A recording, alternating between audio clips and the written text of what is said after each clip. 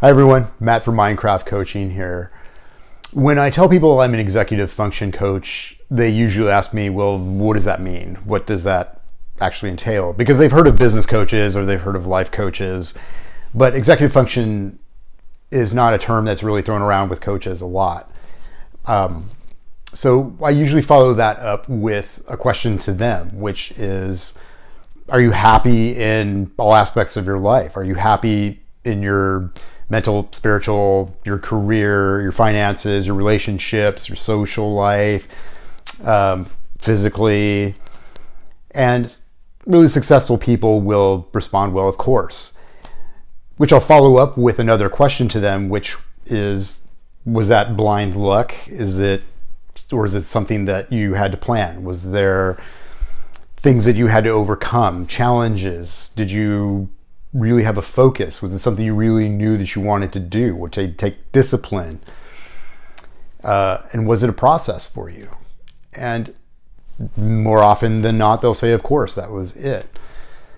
And then there are other people who will say, well, some parts of my life are like that, and other parts they're not.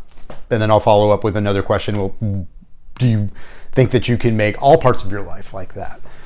And what are the parts that were successful? What did you do that were different?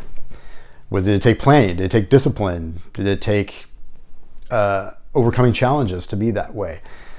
And those who were successful in those other parts of their areas will say, of course, yeah, it took those things. Well, that's executive function. It's being able to organize, it's being able to plan, it's being able to overcome the challenges and have a narrow focus and be able to get away from a lot of the distractions that can easily derail you on your path and your process. Human brains make up only 2% of the total body weight, but use 20% of the body's resting energy. Creativity, innovation, and improvisation activate different regions in the brain, and it's believed that creativity is more responsible for how humans evolve than any other attribute. We are different from other animals in our ability to wrap our minds around abstract ideas, imagine scenarios, formulate questions, and live beyond the limits of the immediate senses we experience and grasp relationships of the unseen, unheard, and unfelt. One of the areas that makes us unique is this area of the brain right here, the prefrontal cortex.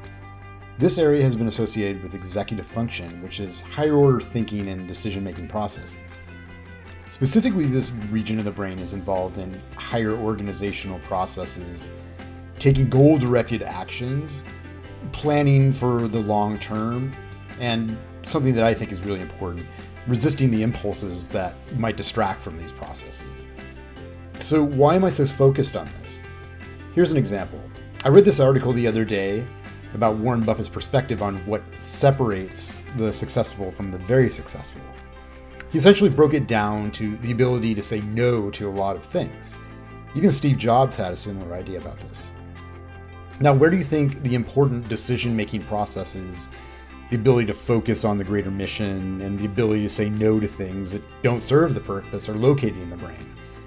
It's not only what separates us from other animal species, it's also what separates those who apply their genius and those who don't. This area of the brain is extremely important for, I think, everything that happens in our life, from any decision we make about diet to our relationships to how we want to relate to everybody.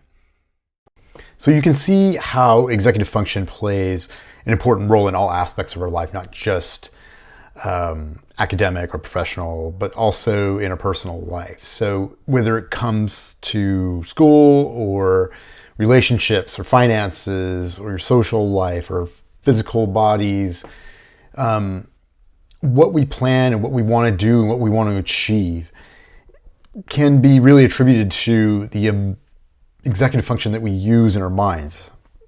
And this is extremely important. It's why I became an executive function coach. It's why I do what I do. It's why I love what I do.